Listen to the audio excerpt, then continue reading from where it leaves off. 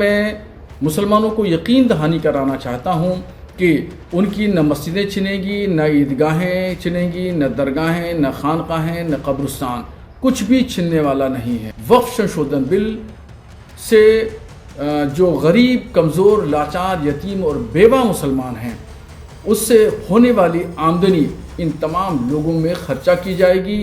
वक्फ संशोधन बिल आज पार्लियामेंट में पेश कर दिया जाएगा और हमें उम्मीद है कि इंशाअल्लाह पार्लियामेंट से वक्फ संशोधन बिल पास हो जाएगा और पास होने में कोई दिक्कत, कोई परेशानी नहीं होगी। हाँ, अपोजिशन के लोग ज़रूर शोर शराबा मचाएंगे क्योंकि उनको वोट बैंक की राजनीति करना है, तो वोट बैंक ना खिसके इसके लिए वो ज़रूर हंगामा करेंगे। बहरहाल वक्फ संशोधन बिल से मुसलमानों को कोई ख़तरा नहीं है। मुस्लिम पर्सनल बोर्ड के लोग और सियासी जमातों के लोग मुसलमानों को डरा रहे हैं, बहका रहे हैं, अफवाहें फैला रहे हैं, गलतफहमियाँ पैदा कर रहे हैं, मगर मैं मुसलमानों को यकीन दहानी कराना चाहता हूँ कि उनकी न मस्जिदें छिनेंगी, न ईदगाहें छिनेंगी, न दरगाहें, न खानकाहें, न कब्रिस्तान, कुछ भी छिनने वाला नहीं है। ये सिर्फ़ और सिर्फ अफवाह है, इस पर कान न धरें। वक्फ संशोधन बिल से जो गरीब, कमज़ोर, लाचार, यतीम और बेवा मुसलमान हैं, उससे होने वाली आमदनी इन तमाम लोगों में खर्चा की जाएगी। इससे उनकी तरक्की होगी, डेवलपमेंट होगा, एजुकेशन में काम किया जाएगा और इसकी आमदनी से स्कूल, कॉलेजेस, मदरसे, मस्जिदें खुलेंगी, उनका रख रखाव होगा, यतीम खाने बनाए जाएंगे, उसमें यतीम बच्चों की किफ़ालत होगी। हमारे बुज़ुर्गों ने जो वक्फ़ किया था ज़मीनों को, उसका मकसद भी यही था कि फलाही और रिफाही यानी जन कल्याण के कामों में उससे होने वाली आमदनी को लगाया जाए, खर्चा किया जाए। मगर वक्फ बोर्डों के करप्शन की वजह से ये सब न हो सका। मगर अब ये नया जो बिल आएगा, इससे इस करप्शन को रोका जाएगा और जायज़ कामों में खर्चा किया जाएगा और इसमें मुसलमानों की फलाह बहबूद है और उनकी तरक्की होगी और तमाम जो भू माफियाओं से मिलकर के वक्फ बोर्डों की करोड़ों की ज़मीनों को रेवड़ियों के भाव बेच दिया जाता था, खुर्द-बुर्द कर दिया जाता था, इन तमाम चीज़ों पर रोक लगेगी और जायज़ कामों के लिए इससे होने वाली आमदनी खर्चा की जाएगी। हम यही उम्मीद रखते हैं कि इंशाअल्लाह और दुआ भी करते हैं कि अल्लाह तबारक व तआला इस बिल को पार्लियामेंट से, लोकसभा से और राज्यसभा से पास करा दे और ये बिल मुसलमानों के हित के लिए हो और उसके फलाह बहबूद, जन कल्याण के लिए साबित हो, एक मील का पत्थर साबित हो। मैं उम्मीद रखता हूं कि इंशाअल्लाह वक्फ संशोधन बिल पार्लियामेंट में आज पास हो जाएगा और मैं खुदा से यही दुआ करता हूं कि अल्लाह इसको पास करा दे ताकि मुसलमानों की गुर्बत का खात्मा इस बिल के जरिए हो जाए। चूंकि हमारे बुजुर्गों ने वक्फ की थी ज़मीनें, इसलिए वक्फ की थी कि गरीब, कमज़ोर, लाचार, यतीम, बेवा मुसलमानों की इससे होने वाली आमदनी से मदद होगी, उनकी खुद किफ़ालत होगी, उनकी तरक्की होगी, उनकी फलाह बहबूद के लिए काम होंगे, उनके जन कल्याण पर ध्यान दिया जाएगा। मगर ये सब ना होकर के वक्फ बोर्डों के चेयरमैन, मेंबरान और संबंधित अधिकारियों ने भू माफियाओं से मिलकर के करप्शन किया, खूब वक्फ की जमीनों को लूटा, खसोटा और वक्फ की जमीनों को बर्बाद कर दिया। अब उम्मीद जगी है कि वक्फ संशोधन बिल आने से इन तमाम चीजों पे रोक लगेगी, लगाम लगेगी और जिस जायज मकसद के लिए हमारे बुजुर्गों ने, खैर के काम के लिए हमारे बुजुर्गों ने जो ये जमीनें वक्फ की थी, उस जायज मकसद में खर्चा किया जाएगा और उसमें लगेगी, तो उसमें एजुकेशन है, फलाह बहबूद के काम हैं, वो सब काम होंगे और इससे जो लोगों मुस्लिम पर्सनल बोर्ड और ख़ास तौर पर ओवैसी साहब मुसलमानों को डराने धमकाने का काम करते रहे और उन्होंने मुसलमानों के दरमियान बहुत गलतफहमी पैदा की और ये कहा कि मस्जिदें छीन ली जाएंगी, मदरसे छीन लिए जाएंगे, खानकाहें छीन ली जाएंगी, जबकि इस संशोधन बिल से ऐसा कुछ होने वाला नहीं है। मैं मुसलमानों को यकीन दहानी कराना चाहता हूं कि वक्फ संशोधन बिल से न डरने की कोई जरूरत नहीं है। मस्जिदों को, मदरसों को, खानकाहों को, ईदगाहों को, कब्रिस्तानों को कोई खतरा लायक नहीं है, बल्कि इससे और तरक्की मिलेगी। और मेरा दावा है कि अगर वक्फ की प्रॉपर्टी से होने वाली आमदनी जायज तरीके से गरीब कमजोर मुसलमानों के लिए खर्चा की जाए, तो मेरा दावा है, चैलेंज है कि पूरे हिंदुस्तान से कोई भी मुसलमान गुर्बत ज़दा नहीं रह जाएगा। मुसलमानों की गुर्बत खत्म हो जाएगी। चौराहा पर मुसलमानों और बुर्का पोश खवातीन जो भीख मांगती हैं, वो भीख मांगती हुई नजर नहीं आएंगी।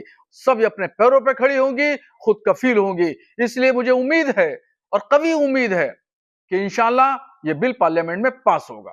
विपक्ष जिस तरह से एक हो हल्ला मचाया हुआ उस पर विपक्ष को हो हल्ला मचाना है, जिसका काम है हो हल्ला मचाना, शोर शराबा मचाना, हंगामा करना, उसको तो करना ही है। क्योंकि वो लोग वोट बैंक की राजनीति देखते हैं, उनके सियासी मकासद हैं, सियासी नजरियात हैं। उन सियासी मकासद को हासिल करने के लिए उनको शोरगुल तो करना है।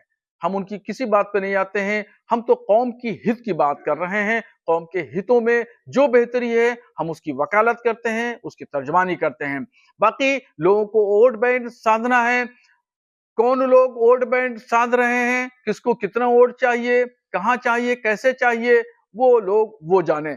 चूंकि अभी जंतर मंतर पर धरना लगाया गया मुस्लिम पर्सनल बोर्ड ने, तमाम पॉलिटिकल लोग उसमें इन्वॉल्वमेंट थे और उन्होंने जो है वो पूरा एक हाईजैक कर लिया था मुस्लिम पर्सनल बोर्ड को। अभी पटना में लगाया गया धरना, विजयवाड़ा में धरना लगाया गया। रमजान शरीफ के का जो महीना इबादत का महीना है, उस इबादत के महीनों को इबादत करने नहीं दिया, बल्कि उसको धरना प्रदर्शन की नजर कर दिया गया। ये सिर्फ वोट बैंक की बात थी। बाकी उनको मुसलमानों की फलाह बहबूद से, उनकी एजुकेशन की पसमानदगी को दूर करने के लिए, उनकी तरक्की के लिए के वास्ते से कोई मतलब नहीं है। जो बिल लेकर के आ रही है भारतीय जनता पार्टी का इतिहास, जिस तरह के फैसले लिए अगर हम देखें, उससे कहीं न कहीं जो परिणाम भारतीय जनता पार्टी चाहती थी वो नहीं आए। भारतीय जनता पार्टी का हर फैसला वोट के लिए, अपने लोगों को खुश करने के लिए। ये वक्फ बिल के खिलाफ समाजवादी पार्टी है, पहले भी थी, आगे भी रहेगी। जिस तरह के संशोधन भारतीय जनता पार्टी कर रही है, वो पूरा कंट्रोल अपने पास चाहते हैं। जो एडमिनिस्ट्रेटिव पावर है वो पूरा का पूरा अपने पास रखना चाहते हैं। इस देश ने वो समय भी देखा है कि जिस समय एडमिनिस्ट्रेटिव गलत फैसले की वजह से भारत की जो संस्कृति रही, भाईचारा रहा, उसके खिलाफ खाई पैदा की है। और अगर हम इनका जो फैसले लिए अगर पलट करके देखें, एंग्लो इंडियन बिल जिसमें कि सदस्य एक बनता था, चुन करके आता, वो अपॉइंट होता था, वो बिल ले लिया वापस, वो आरक्षण छीन लिया। आरक्षण एंग्लो इंडियन का छीना, नोटबंदी से रुपया छीना, लेकिन भ्रष्टाचार बढ़ गया, रुपए आज भी निकल रहे हैं। जीएसटी कानून लाए, उधर व्यापारियों का सब कुछ छिन गया, दिन भर वो केवल जीएसटी का चक्कर काट रहे हैं। तो जीएसटी हो, नोटबंदी हो या अन्य फैसले हों, ये छीनने का काम करते हैं, लोगों का कुछ न कुछ छीनने का काम करते हैं। वक्फ के माध्यम से ये कहीं न कहीं संदेश ये देना चाहते हैं कि अपना वोट बैंक ठीक कर लें, क्योंकि नौकरी दी नहीं, रोजगार दिया नहीं, किसान की आय दोगुनी हुई नहीं, तो इनका वोटर भी इनसे नाराज है। देखिए, जिस वोटर को ये तुष्टीकरण कहते थे, हम लोग तुष्टीकरण कर रहे हैं, क्या ये तुष्टीकरण नहीं दे रहे हैं, कर रहे हैं किट बांट करके। अभी ईद पर जो किट दी है, क्या ये तुष्टीकरण में नहीं आएगा? क्योंकि इनको पता है इनका वोट खिसक गया है। अभी तक तो ये हिंदू भाइयों को गुमराह करते थे, अब इनकी कोशिश है कि मुसलमान भाइयों को भी गुमराह कर दें। सर, वो कह रहे हैं वक्त पे विपक्ष गुमराह कर रहा है। सर कह रहे हैं कि वक्त पे आप एंग्लो इंडियन इन्होंने छीना, क्या विपक्ष ने गुमराह किया? आपने आरक्षण छीना, जो यहाँ पर लोकसभा में चुन करके आते थे, असेंबली में अपॉइंट होते थे, तो वो छीना आपने। नोटबंदी पे आपने कहा कि आतंकवाद खत्म हो जाएगा, इनके लोगों को माफी मांगने जाना पड़ा। क्या आप सोच सकते हो? फौज के गलत फैसले की वजह से, हालांकि नई बात बनती ये कहने की है, लेकिन फिर भी कह रहे हैं, एक घटना ऐसी हुई जिसमें इनको माफी मांगनी पड़ी फौज के बड़े अधिकारी को जाकर के, जो गलत एनकाउंटर हुआ था। तो इन्हीं की वजह से आतंकवाद बढ़ रहा है। नोटबंदी फैसला लिया, क्या भ्रष्टाचार नहीं बढ़ा? एक व्यापारी उत्तर प्रदेश में, जिसके इत्र व्यापारी था, कारोबारी, 250 करोड़ रुपए निकला था नोटबंदी के बाद, और ये कहा गया समाजवादी पार्टी का है।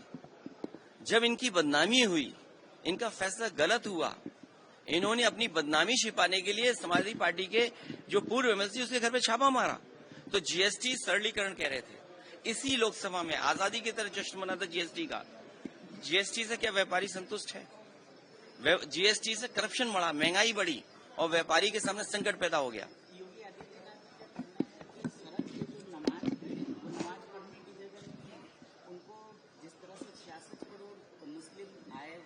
देखिए वो अनुशासन का पालन किया, हिंदू आए और जिस तरह से धार्मिक अनुशासन का पालन किया, उससे उनको सीख लेनी चाहिए।